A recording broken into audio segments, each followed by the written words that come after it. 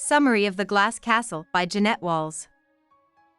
In the first scene of The Glass Castle, Jeanette Walls, a successful gossip writer who lives on Park Avenue, one of the most elite streets in New York City, is in a taxi on her way to a party. When she looks out the window, she sees her mother, Rosemary Walls, digging through a trash can for food.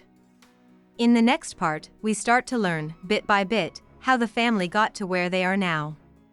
Part 2 starts with Jeanette's first memory, when she was 3 years old and living in southern Arizona. She was cooking hot dogs on the stove by herself when her dress caught on fire. Even though Mom and Dad don't believe in modern medicine, she will be in the hospital for 6 weeks. In fact, they don't trust any organization. They'd rather be self-sufficient than follow someone else's rules. Jeanette will still be interested in fire, even more so after her dad tells her how it relates to the balance between order and chaos in the laws of physics. Dad is very good at math, science, and engineering, but he doesn't like working for a boss because he doesn't like following rules. Mom, on the other hand, is curious and open-minded, but she often thinks that her kids get in the way of her artistic pursuits. The family never stays in one place for more than a few months before Dad tells them they are moving, usually in the middle of the night. The kids, Lori, Brian, and Jeanette, Maureen was born later, can only take a few things. This makes the kids be very careful with their best things, like Jeanette's rocks. Mom and Dad are always running from bill collectors, and they have some crazy ideas about how the government is crooked. They like to live in desert towns in the American Southwest that are as far away from other places as possible.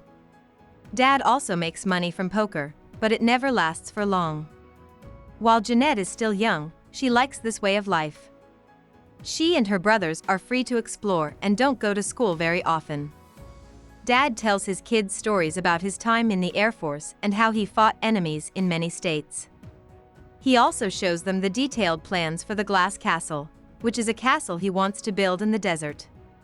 Dad does drink too much sometimes, but it doesn't seem to bother anyone at first, and his wonderful stories more than make up for it.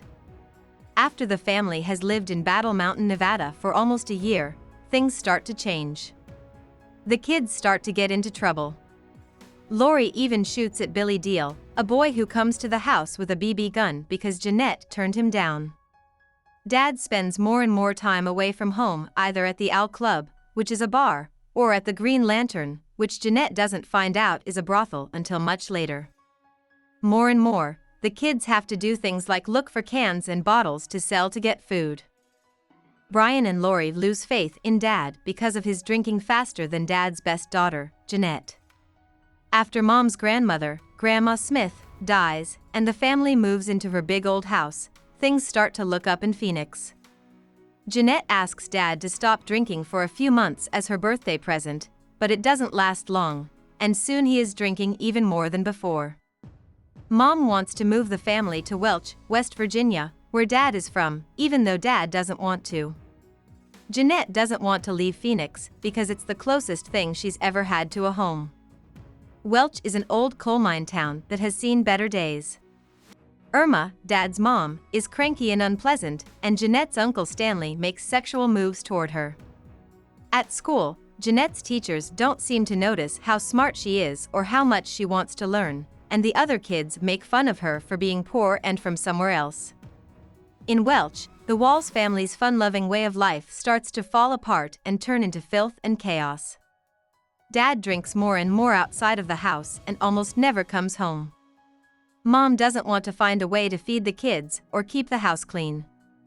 Instead, she would rather work on her art projects while Jeanette and her brothers look for food and take care of themselves.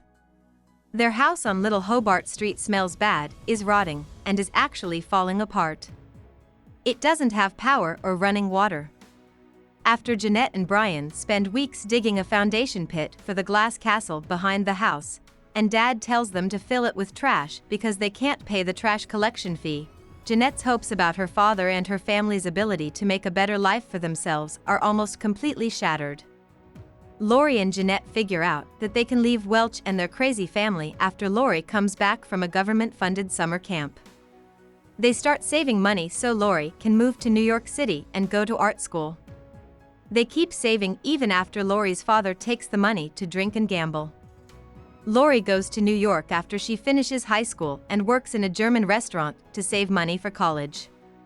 Jeanette, on the other hand, has found that she loves writing by working on the school newspaper. After 11th grade, she moves to New York with Lori. She gets an internship and then a job at a newspaper. She ends up going to Barnard College while she and Lori persuade Brian to move to New York and bring Maureen with them. Mom and Dad don't want to believe that their kids have left them. A few years after Jeanette moved, they call her to tell her that they've also moved to New York so that the whole family can live together. Lori and Brian let their parents live with them for a while, but eventually their drinking and collecting habits get to be too much. As usual, Mom and Dad have a hard time following someone else's rules for too long. In New York, this means that they will be homeless soon, and they won't take the kids' help. Jeanette gets her degree from Barnard, gets a job at a magazine, and moves in with her rich boyfriend Eric on Park Avenue. Her parents, on the other hand, are thrilled to have found a Lower East Side apartment where they can live without paying rent. Jeanette learns over time that different people have different ideas about what home means. In the end, her father's death makes her realize that even though she has escaped her past, she hasn't yet found a place where she fits. She gets a divorce from Eric and leaves Park Avenue. At the end of the book, there's a flash forward to 5 years later, when she's married to a writer and living in her first home, a country farmhouse. Mom is still living in the apartment at this point, but the city is about to sell the squatters' plots for $1 each. Jeanette's feelings about her parents are still very mixed. They are artistic and bold, but they are also very careless. Because of them, she has been through a lot of trouble as a child, but that has also helped her become the person she is today. About the author.